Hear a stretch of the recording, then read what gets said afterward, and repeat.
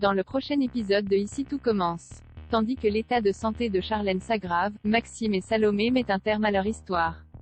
Diego fait quant à lui une proposition à Solal. Attention, les paragraphes qui suivent contiennent des spoilers sur l'épisode d'Ici tout commence diffusé lundi soir sur TF1.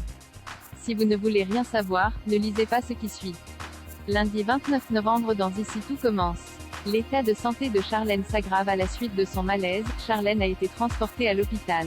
À son réveil, sa famille lui explique qu'elle a fait une infection très sévère mais qu'elle a heureusement été prise à temps. En touchant son visage, la jeune femme demande à sa mère de lui passer un miroir. Bien qu'elle pense que ce soit une mauvaise idée, Constance finit par le lui donner. Lorsqu'elle découvre son visage marqué de nombreuses plaques, Charlène se montre particulièrement affectée. Pour la rassurer, Constance certifie que cela va s'arranger.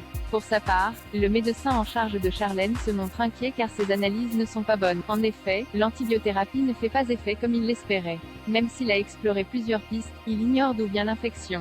Pour la soigner, le médecin a besoin de comprendre ce qu'il s'est passé mais Charlène ne semble pas prête à parler. Plus tard, Martha se rend à son chevet. Craignant que ses parents apprennent la vérité, la fille Tessier a préféré ne rien dire au médecin concernant ses injections. Certaine que le Botox n'est pas à l'origine de son état, Charlène continue de mentir à Martha en affirmant qu'elle n'a pas fait d'autres injections depuis mardi puis lui fait promettre de garder son secret.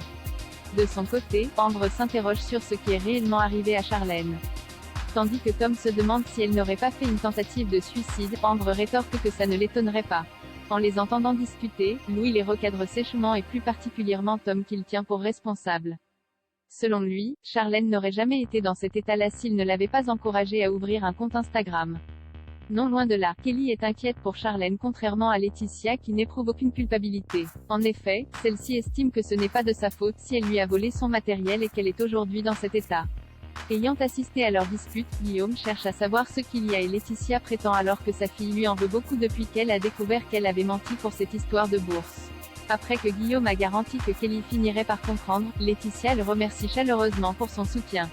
Par la suite, Guillaume se confie à Antoine sur ses sentiments naissants à l'égard de Laetitia. S'étant beaucoup rapproché ces derniers temps, il reconnaît qu'elle lui plaît beaucoup. Même s'il ne sait pas si c'est réciproque, la question le travaille et il paraît laisser la porte ouverte.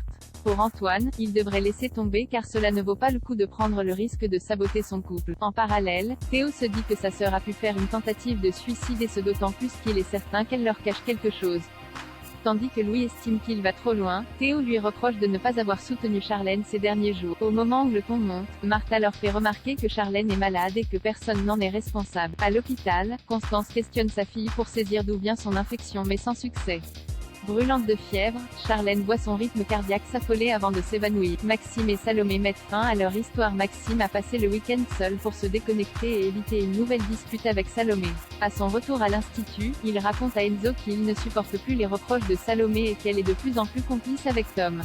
Il vaut beaucoup tenir à elle. Le fils d'Elcourt a malheureusement pris conscience qu'il n'était plus heureux. Plus tard, Salomé et Maxime présentent une nouvelle version de leur recette à Tessier mais c'est un véritable échec puisqu'ils ont travaillé séparément. Après les avoir blâmés pour leur manque de communication, le chef les somme de régler leurs problèmes une bonne fois pour toutes. Étant du même avis que lui, Salomé et Maxime décident d'avoir une discussion à cœur ouvert et avouent chacun avoir pris conscience qu'ils ne pouvaient plus continuer à se déchirer pour faire revivre leur relation d'antan. À force de vouloir faire renaître leur histoire, Maxime sait pertinemment qu'ils vont finir par s'abîmer. Bien qu'une partie de lui l'aimera toujours, il a compris qu'il était temps d'arrêter de se battre. Il met alors un terme à leur histoire d'amour. Diego fait une proposition à Solal, l'élève de 3e année qui sous-loue l'appartement à Ambre et Solal a terminé son alternance et revient ce week-end à Caluire. Le couple a donc peu de temps pour dégoter un nouveau logement dans leur budget. Désormais employé à la table des Rivières, le jeune homme promet de passer quelques appels pendant ses pauses. Solal se rend ensuite à la table des Rivières pour son premier jour de travail mais déchante rapidement en comprenant qu'il devra effectuer des livraisons en plus de son travail de cuisinier. Peu après, c'est avec plus de 20 minutes de retard qu'il livre la commande des Guessac. Comme il est tombé dans les marais à vélo, Diego l'invite à prendre une douche et à boire un café en leur compagnie. Au cours de la discussion, Solal leur apprend qu'il est à la recherche d'un appartement. Étant très reconnaissant qu'avec Ambre il soit venu en aide à sa petite fille il y a quelques semaines, Diego propose au couple de s'installer chez lui. Quand Solal lui rappelle que la dernière fois ça s'est mal terminé, Diego reconnaît que leur mode de vie est particulier mais affirme cependant que tant que sa petite fille n'y est plus mêlée, cela ne le regarde pas.